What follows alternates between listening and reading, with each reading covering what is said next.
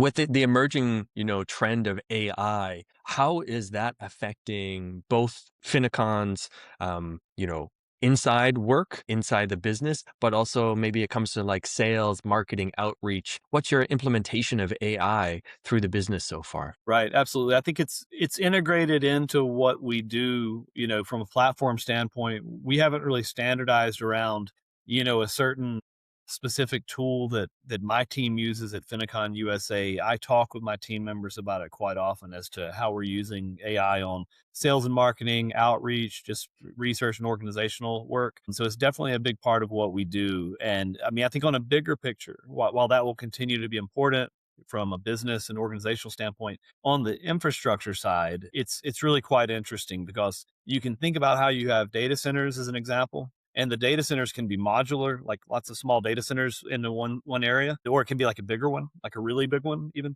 And then they'll have batteries in there to provide certain resiliency solutions, battery storage within the data center or around the data center.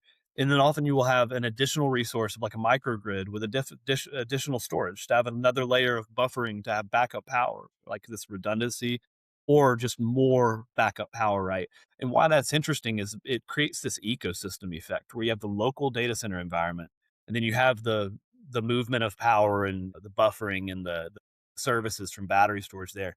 Then you have the local ecosystem like your microgrid and how these things behave together, and that can interact with the system overall as well. And then you have like your actual regional marketplace, right? Where like virtual marketplace where you have houses and other retailers and all these places.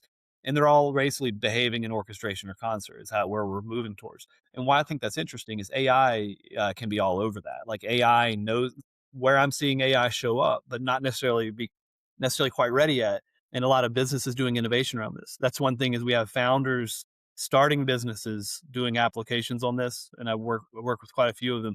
And it can have to do with everything from forecasting weather to forecasting markets, integrated forecasting to local optimization of your asset, and then local optimization of like a battery with solar and then a site, which we typically haven't been able to orchestrate as well based on like dynamic activity previously.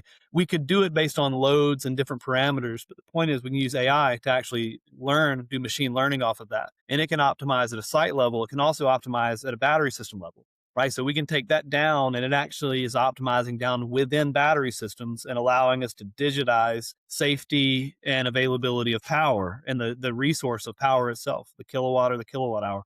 And so AI is really all over this. And what people are trying to use it for now within all of that is to not only build tools that will allow the systems to work smarter, but to build tools that will allow us to plan the system and then execute the system better. So these things are all discrete, right? Planning and then best in class new like, execution. And then the ecosystems, the layers of the ecosystem. When that I see AI playing a big role in that, although we have seen plenty of mistakes emerge from people trying to do good things, right? And I've made mistakes. So it's interesting to see like how AI to work on tools and to evaluate data and then where we get information from otherwise. But it's really fantastic. Yes. And yeah, we could talk more about actual applications, maybe on another call and like different businesses working with AI. But I think it's going to be a really cool thing to look at, say like 5, 10 years out in the future.